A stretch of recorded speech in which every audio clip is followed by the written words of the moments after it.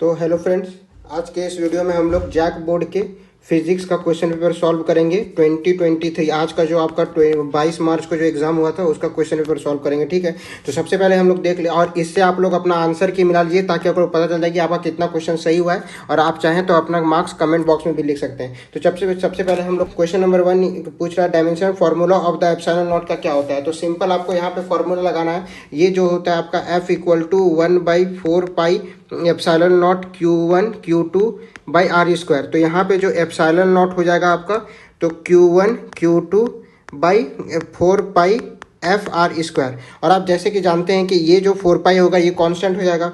Q1 का value क्या हो जाएगा, Q1 का वैल्यू 80 हो जाएगा, और यहाँ पे Q2 भी वही सेम हो जाएगा 80। ये उसका डायमेंशनल फार्मूला लिख रहे हैं। फोर्स का डायमेंशनल फार्मूला क्या होगा, MLT-2 हो जाएगा। ठीक है, और आपका R का तो लेंथ है, तो ये L2 हो जाएगा। ठीक है, जब इसको सॉल्व कीजिएगा तो इसका आंसर आएगा आपका M-1L-3T4A का 2 आएगा। ठीक है, ये करेक्ट ऑप्शन आपका क्या हो जाएगा, करेक्ट ऑप्शन 2 इज करेक्ट हो जाएगा आपका। M-1L-3T4A2 हो जाएगा। ठीक है, चलिए तो क्वेश्चन नंबर 2 आपसे पूछ रहा है, गॉस लॉ ऑफ इलेक्ट्रोस्टैटिक क्या बोलता है। तो गॉस लॉ क्या बोलता है, इलेक्ट्रिक फ्लक्स इक्वल टू होता है Q enclosed by epsilon naught होता है। ठीक है, permittivity of the free space. तो इसका करेक्ट ऑप्शन हो जाएगा ऑप्शन नंबर 2 इज करेक्ट।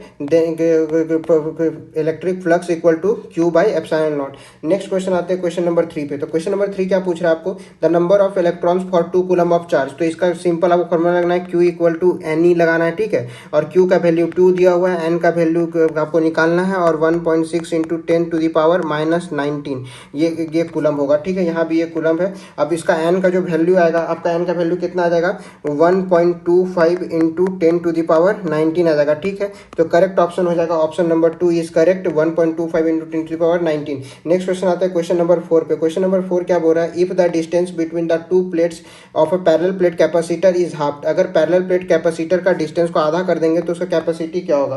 तो इसका आपको सिंपल याद रखना है कि जो कैपेसिटेंस का फॉर्मूला क्या होता है आपका, A∈D⁴ यही ना होता है। तो C जो होता है कैपेसिटेंस का, कैपेसिटी कैसा है, 1/D का इन्वर्सली प्रोपोर्शनल है, डिस्टेंस का इन्वर्सली प्रोपोर्शनल है। तो डिस्टेंस अगर हम लोग आधा करेंगे, हाफ करेंगे, तो ये कैपेसिटेंस क्या हो जाएगा, डबल हो जाएगा। तो कैपेसिटेंस क्या हो जाएगा, 2 टाइम्स हो जाएगा। ठीक है, तो इसका करेक्ट ऑप्शन हो जाएगा increase by 2 times, option 1 is correct. Next चलते हैं क्वेश्चन नंबर 5 पे।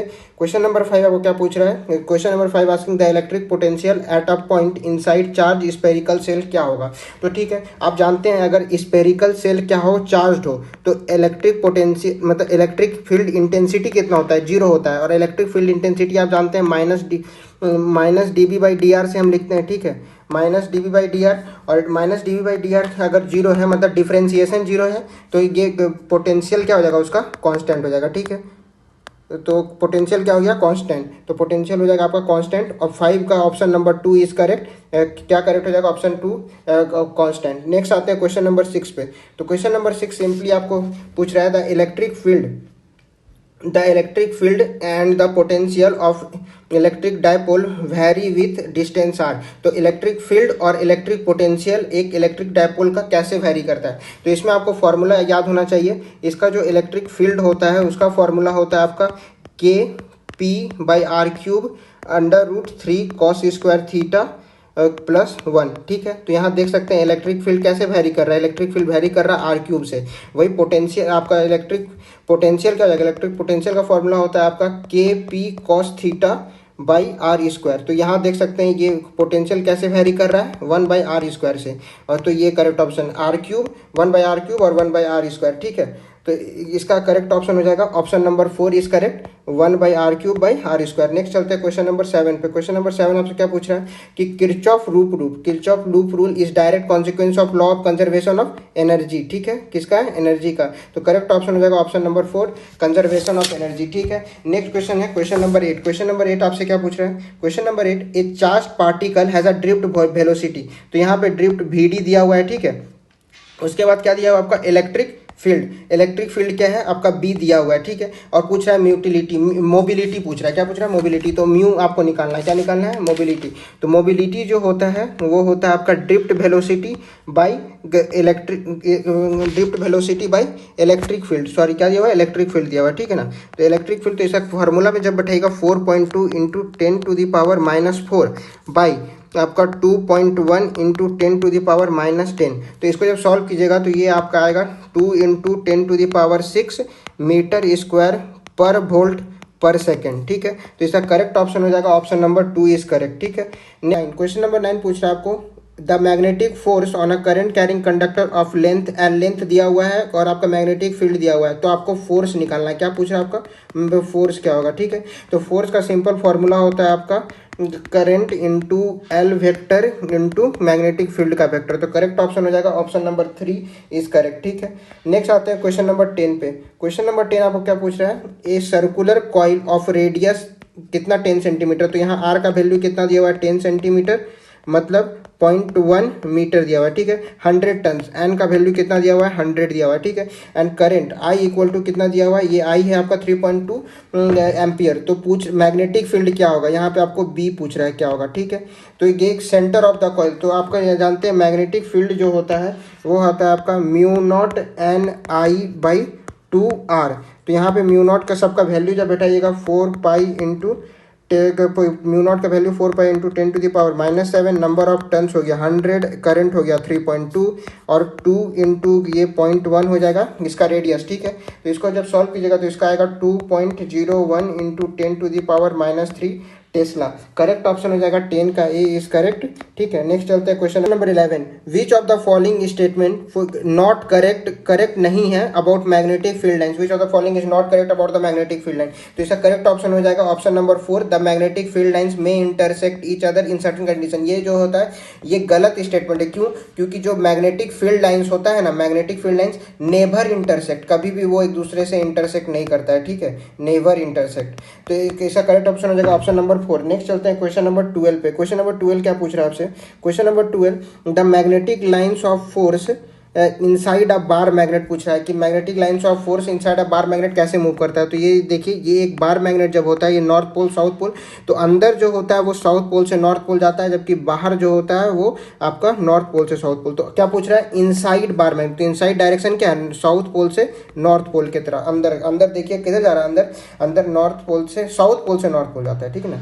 तो इसका करेक्ट ऑप्शन हो जाएगा option number 2, south pole to north pole of the magnet, ठीक है। नेक्स्ट चलते हैं क्वेश्चन नंबर 13 पे। क्वेश्चन नंबर 13 आपसे क्या पूछ रहा है, क्वेश्चन नंबर 13 पूछ रहा है the vertical component of earth magnetic field, मतलब आपका VV जो दिया हुआ है वो जो होता है इज √3 टाइम्स हॉरिजॉन्टल कंपोनेंट, ये √3 VH दिया हुआ है, ठीक है। तो ये पूछ रहा है what is the angle of dip, angle of dip पूछ रहा है क्या होगा, ठीक है। तो ये देखिए VV इतना हो गया, तो आपका क्या हो जाएगा यहाँ पे VV/BH जो हो जाएगा वो क्या हो जाएगा √3 हो जाएगा। और tan डेल्टा क्या होता है, tan एंगल ऑफ डिप होता है VV/VH इक्वल टू √3, और tan डेल्टा कब √3 देता है 60 डिग्री पे, तो आपका डेल्टा का वैल्यू क्या हो जाएगा 60 डिग्री। तो करेक्ट ऑप्शन हो जाएगा आपका option number 3, 60 degree is correct. Next चलते हैं क्वेश्चन नंबर 14 पे। क्वेश्चन नंबर 14 क्या पूछ रहा है, आपको मैग्नेटिक फ्लक्स लिखने को बोल रहा है, ठीक है। तो the magnetic flux linked with a coil of n tons of area of cross section A held with its plane parallel, यहाँ देखिए plane parallel to the field। तो ये देखिए एक है आपका क्या, एक सर्कुलर कॉइल है, और इसको बोल रहा है कि ये एक सर्कुलर कॉइल हुआ, अब इससे एक ये नॉर्मल है, ये क्या है नॉर्मल परपेंडिकुलर, और बोल रहा है जो मैग्नेटिक फील्ड है वो पैरेलल टू द प्लेन है, पैरेलल टू द प्लेन है, ठीक है। तो यहाँ पे आपका क्या होता है, फॉर्मूला जो होता है आपका कि फ्लक्स का होता है NBA cos थीटा, और यहाँ पे जो कंडीशन दिया हुआ है ये थीटा क्या है पता है, ये जो थीटा एंगल है किसके बीच में एंगल है, angle between the magnetic field and normal of the plane. तो मैग्नेटिक फील्ड का डायरेक्शन ये है और नॉर्मल ऑफ द प्लेन का डायरेक्शन ये है, तो दोनों के बीच में एंगल कितना हुआ 90 डिग्री। तो cos 90 का वैल्यू क्या होता है, cos 90 का वैल्यू आपका 0 होता है। तो यहाँ पे जब cos थीटा का वैल्यू 0 होगा, ये वाला मतलब phi equal to NBA cos 90 degree, ठीक है, इसका वैल्यू हुआ आपका 0। तो ओवरऑल फ्लक्स कितना हो जाएगा आपका जीरो। तो करेक्ट ऑप्शन हो जाएगा 14 का 4 करेक्ट हो जाएगा, जीरो। नेक्स्ट चलते हैं क्वेश्चन नंबर 15 पे। Question number 15, the direction of the current induced in wire moving in the magnetic field is found using. तो इंड्यूस करंट का डायरेक्शन वायर में हम लोग कैसे निकालते हैं, जो मैग्नेटिक फील्ड में जो मूव करता है, ठीक है। तो इसका करेक्ट आंसर हो जाएगा option number 2, Fleming right hand rule is the correct answer 15 का, ठीक है। नेक्स्ट चलते हैं क्वेश्चन नंबर 16 पे। क्वेश्चन नंबर 16 आपसे क्या पूछ रहा है, question number 16, if number of turns in primary and secondary coils is increased to 2 times each then mutual induction क्या होगा। म्यूचुअल इंडक्शन आपसे पूछ रहा है, ठीक है। जब प्राइमरी कॉइल सेकेंडरी कॉइल दोनों का हम लोग जो क्या है नंबर ऑफ टर्न्स जो होता है बढ़ा देंगे, ट्वाइस कर देंगे, ठीक है। तो यहाँ पे आपको ये याद होना चाहिए कि म्यूचुअल इंडक्शन का जो फॉर्मूला होता है mu naught N1 number of turns in primary coil, number of turns in secondary coil, area of cross section by length. आप यहाँ देख सकते हैं कि जो म्यूचुअल इंडक्शन है डायरेक्टली प्रोपोर्शनल है तो आपका नंबर ऑफ टर्न्स N1 से और N2 से। तो अगर ये 2 टाइम्स हो जाएगा, ये 2 टाइम्स होगा, तो ओवरऑल 4 टाइम्स हो गया। तो म्यूचुअल इंडक्शन बिकम 4 टाइम्स, ठीक है। क्या हो गया 4 टाइम्स। तो करेक्ट ऑप्शन हो जाएगा 16 का ए 4 टाइम्स। नेक्स्ट चलते हैं क्वेश्चन नंबर 17 पे। क्वेश्चन नंबर 17 आपको क्या पूछ रहा है, रजिस्टर दिया हुआ है, रेजिस्टेंस आर का वैल्यू 100 दिया हुआ है, जो VRMS है आपका वो 220 वोल्ट दिया हुआ है, ठीक है। और यहाँ पे ये फ्रीक्वेंसी है, ठीक है। अब क्या पूछ रहा है, the RMS value of current, IRMS पूछ रहा है, ठीक है। तो IRMS का जो वैल्यू होता है वो क्या होता है आपका VRMS बाई रेजिस्टेंस। तो V का वैल्यू 220 दिया हुआ है, रेजिस्टेंस का वैल्यू 100 दिया हुआ है, तो करेक्ट ऑप्शन 2.2 एम्पियर। तो इसका करेक्ट ऑप्शन हो जाएगा ऑप्शन नंबर 3 2.2 एम्पियर, ठीक है। क्वेश्चन नंबर 18 बोल रहा है, in series LCR circuit the phase angle between supply voltage and current is, phase angle पूछ रहा है। तो आपको इसका फॉर्मूला याद होना चाहिए कि tan फाई इक्वल टू होता है आपका XL minus XC by R, यही होता है आपका phase angle between the voltage LCR circuit. तो करेक्ट ऑप्शन हो जाएगा ऑप्शन नंबर 1 इज करेक्ट, ठीक है। नेक्स्ट क्वेश्चन चलते हैं क्वेश्चन नंबर 19 पे। क्या पूछ रहा है, विच of the following electromagnetic wave has greatest frequency. तो इसका करेक्ट ऑप्शन ऑप्शन 4 हो जाएगा, गामा रेज का ग्रेटेस्ट फ्रीक्वेंसी होता है। क्वेश्चन नंबर 20, क्वेश्चन नंबर 20 आपसे पूछ रहा है कि which dash is used for photography in fog. Photography of fog में क्या यूज होता है। तो इसका करेक्ट ऑप्शन है infrared, option number 2 is correct. Next चलते हैं क्वेश्चन नंबर 21 पे। क्वेश्चन नंबर 21 पूछ रहा है, virtual image larger than the object is found by. Virtual image larger than the object कौन बनाता है। तो इसका देखिए वर्चुअल इमेज जो होता है जो लार्जर देन और 2 जन बनाता है कौन, एक कनकेव मिरर बनाता है। कौन बनाता है, कनकेव मिरर। और एक कौन बनाता है, और कन्वेक्स लेंस बनाता है। कौन बनाता है, कन्वेक्स लेंस। या तो कनकेव मिरर बनाएगा या तो कन्वेक्स लेंस, ऑप्शन चेक कीजिए। तो ऑप्शन कन्वेक्स मिरर नहीं, कनकेव मिरर हाँ, और प्लेन मिरर नहीं, नन ऑफ दिस नहीं। तो करेक्ट ऑप्शन हो जाएगा option 2 concave mirror is correct. Next चलते हैं क्वेश्चन नंबर 22 पे। क्वेश्चन नंबर 22 क्या पूछ रहा है, the image found by simple microscope. Simple microscope कैसा इमेज बनाता है। तो सिंपल माइक्रोस्कोप इमेजिनरी, इरेक्ट और मैग्नीफाइड इमेज बनाता है, ठीक है। तो करेक्ट ऑप्शन मिलाइए। तो ऑप्शन जो होता है आपका ऑप्शन नंबर 1 करेक्ट हो जाएगा, imaginary and erect is the correct answer, ठीक है। नेक्स्ट चलते हैं क्वेश्चन नंबर 23 पे। क्वेश्चन नंबर 23 क्या बोल रहा है, which with increase in wavelength the value of refractive index. Wavelength बढ़ाने पे रिफ्रैक्टिव इंडेक्स का क्या होगा। तो याद रखिए रिफ्रैक्टिव इंडेक्स इनवर्सली प्रोपोर्शनल होता है वेवलेंथ के। तो वेवलेंथ अगर बढ़ेगा तो रिफ्रैक्टिव इंडेक्स घटेगा। तो करेक्ट ऑप्शन हो जाएगा ऑप्शन 2 डिक्रीजेस, ठीक है। क्वेश्चन नंबर 24 क्या पूछ रहा है, the concept of secondary wavelet was given by. तो सेकेंडरी वेवलेट का जो दिया था कॉन्सेप्ट कौन दिया था, ह्यूगेंस दिया था। कौन, ह्यूगेंस दिया था। Option number 3 is correct. Next चलते हैं क्वेश्चन नंबर 25 पे। क्वेश्चन नंबर 25 से क्या पूछ रहा है कि 2 waves whose intensities are in the ratio 9:1, मतलब I1:I2 दिया हुआ आपका 9:1, produce interference the ratio of the maximum and the minimum intensity will be. I max by I min का पूछ रहा है। तो आपको याद होना चाहिए I max by I min जो होता है वो आपका कितना होता है, root I1 by I2 plus 1 by root I1 by I2 minus 1 का होल स्क्वायर। तो यहाँ पे देख सकते हैं कि इसका वैल्यू क्या हो गया आपका, दिया हुआ है I1 बाई I2 कितना दिया हुआ आपका 9/1 दिया हुआ है, तो 9 होगा इसका। तो अब देखिए सॉल्व कीजिए, 9 plus 1 by under root 9 minus 1। तो इसको जब सॉल्व कीजिएगा तो यार आप यहीं सॉल्व कर देते, तो ये आपका कितना हुआ 3 + 1/3 -1 इसका होल स्क्वायर 4/2 का होल स्क्वायर। तो ये 2 से 2 कट गया, तो आपका आंसर 2 का स्क्वायर क्या हो जाएगा 4। तो करेक्ट ऑप्शन हो गया 4:1। तो ऑप्शन 3 इज करेक्ट 4:1। ठीक है, next 6। A ray of light is incident on glass plate at an angle of 60 degree if the reflected and the refracted ray are perpendicular to each other then the refractive index of the material क्या होगा। ठीक है, तो यहाँ पे आपको पूछ रहा है एक क्या है, एक ग्लास है जिसमें से आपका इंसिडेंट लाइट आया और ये जो होता है परपेंडिकुलर नॉर्मल ड्रॉ किया, ये हो गया आपका रिफ्लेक्टेड रे। रिफ्लेक्टेड रे को अभी हम लोग कैपिटल आर से डिनोट करते हैं। ठीक है, तो रिफ्रैक्टेड रे क्या हो जाएगा, रिफ्रैक्टेड रे स्मॉल आर को डिलीट करें तो इंसिडेंट ये है आपका इंसिडेंट। ठीक है, और इंसिडेंट बोल रहा है आपका 60 डिग्री दिया हुआ है, कितना दिया हुआ है 60 डिग्री। और ये बोल रहा है ये आपका रिफ्लेक्टेड और रिफ्रैक्टेड जो होता है एक दूसरे से 90 डिग्री दिया हुआ है, कितना दिया हुआ है 90 डिग्री। और आप जानते हैं angle of incidence angle of reflection के बराबर होता है, तो ये भी 60 डिग्री हो जाएगा।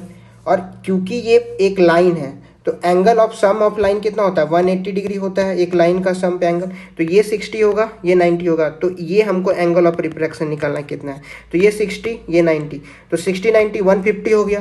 तो 180 - 150 कितना हो जाएगा आपका 30 डिग्री। ठीक है, तो ये जो हो गया इसका कितना हो गया, एंगल ऑफ रिफ्रैक्शन का वैल्यू हो गया आपका 30 डिग्री। और आपको ये आर मिल गया 30 डिग्री, एंगल ऑफ आई दिया हुआ इंसिडेंस 60 डिग्री, ये रिफ्रैक्शन है। ठीक है, अब नेक्स्ट हो जाएगा रिफ्रैक्टिव इंडेक्स कितना होता है sin I sin R, ये होता है। तो आपका हो जाएगा sin 60 डिग्री sin 30 डिग्री। इसको सॉल्व कीजिएगा तो इसका करेक्ट ऑप्शन आ जाएगा ऑप्शन 2 √3 इज करेक्ट। ठीक है, नेक्स्ट चलते हैं क्वेश्चन नंबर 27 पे। क्वेश्चन नंबर 27 क्या पूछ रहा है, विच of the following metal has minimum work function, कि इसमें से कौन सा मेटल का मिनिमम वर्क फंक्शन होगा। तो इसका करेक्ट ऑप्शन हो जाएगा option number 4 sodium is correct. Next आता है क्वेश्चन नंबर 28 पे। 28 पूछा the ratio of the de Broglie wavelength associated with 2 electron accelerated by 25 volt 26 volt. तो यहाँ पे ये V1 दिया हुआ 25 वोल्ट, V2 दिया हुआ 26 वोल्ट।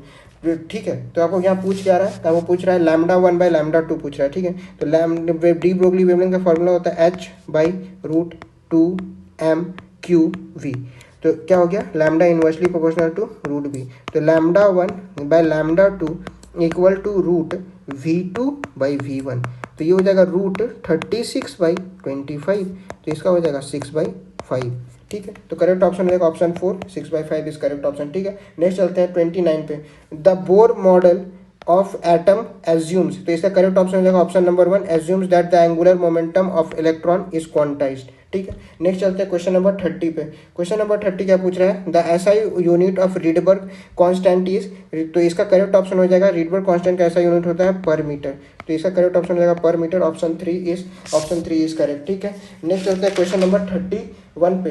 क्वेश्चन नंबर 31 आपसे क्या पूछ रहा है, मीन लाइफ ऑफ आपका मीन लाइफ कितना दिया हुआ है 100 सेकेंड दिया हुआ है। ठीक है, तो मीन लाइफ कितना दिया हुआ है 100 सेकेंड, तो देन इट्स हाफ लाइफ पूछ रहा है। ठीक है, टी हाफ पूछ रहा है, क्या पूछ रहा है टी हाफ। तो इसको आपको पता होना चाहिए कि टी हाफ का फॉर्मूला कितना होता है। टी हाफ क्या होता है, टी हाफ होता है आपका ln2/λ, और जो एवरेज लाइफ होता है, average mean life of radio active sample कितना होता है 1/λ। तो इन दोनों से आप निकाल सकते हैं कि जो T12/τ इक्वल टू ln2/λ/1/λ। यहाँ लैम्डा से लैम्डा कट जाएगा, तो बचा क्या आपका T12 इक्वल टू ln2 मतलब लॉगरिदम ऑफ τ। ln2 का वैल्यू 0.693 होता है, टॉ का वैल्यू 100 दिया हुआ है। ये आपका कितना हो गया, ये हो गया आपका 69.3 सेकेंड। ठीक है, ये 69.3 सेकेंड, लेकिन आपको टाइम क्या दिया हुआ है यहाँ पे 69.3 second is the correct answer, 69.3 second, option 3 is correct 69.3 second. ठीक है, नेक्स्ट चलते हैं आप क्वेश्चन नंबर 32 पे। क्वेश्चन नंबर 32 क्या पूछ रहा है, radium in radium number of proton और इलेक्ट्रॉन कितना होता है। तो याद रखिएगा जो भी ये क्या हुआ 88 है, ये 226 है, तो ये क्या है एटॉमिक नंबर है, क्या है, एटॉमिक नंबर है, जेड एटॉमिक नंबर, और ये क्या है आपका एटॉमिक मास है ए, और नंबर ऑफ प्रोटॉन्स जो होता है वो एटॉमिक नंबर के बराबर होता है 88। तो नंबर ऑफ प्रोटॉन्स कितना हो गया 88। न्यूट्रॉन्स कितना होता है, न्यूट्रॉन्स होता है आपका atomic mass minus atomic number, मतलब 226 माइनस 88 इक्वल टू 138। तो नंबर ऑफ प्रोटॉन्स कितना हो जाएगा, प्रोटॉन्स 88 हो जाएगा, न्यूट्रॉन्स 138 हो जाएगा। तो करेक्ट ऑप्शन हो जाएगा option number 2, 138 neutrons 88 protons. Next चलते हैं क्वेश्चन नंबर 33 पे। Question number 33, Zener diode functions in, इसका करेक्ट ऑप्शन हो जाएगा both forward and reverse bias condition, ठीक है। नेक्स्ट चलते हैं question number 34, as temperature increases the resistance of the semiconductor decreases, temperature increase करने पे रेजिस्टेंस डिक्रीज करता है, ठीक है। ऑप्शन नंबर 34 का 2 इज करेक्ट, ठीक है। नेक्स्ट चलते हैं आपका 35 पे। तो 35 क्या बोल रहा है, the n type semiconductor is formed when dopant atom is, तो एन टाइप सेमीकंडक्टर कब बनेगा, जब पेंटावेलेंट एटम से उसको हम डोप करेंगे, किससे, पेंटावेलेंट। तो करेक्ट ऑप्शन हो जाएगा आपका ऑप्शन नंबर 4 पेंटावेलेंट एटम। तो इसी के साथ आपका पूरा 35 ऑब्जेक्टिव्स कंप्लीट होता है। 35 ऑब्जेक्टिव इसी के साथ आपका कंप्लीट होता है। अगर आपको अभी भी कोई क्वेश्चन से डाउट हो तो आप यहाँ से पूछ सकते हैं, आंसर मिला लीजिए अपना, और जल्दी से अपना, अभी क्योंकि आपका एग्जाम चल रहा है तो आप अपना पढ़ाई शुरू कीजिए। Thank you, have a nice day, till then see you in the next video.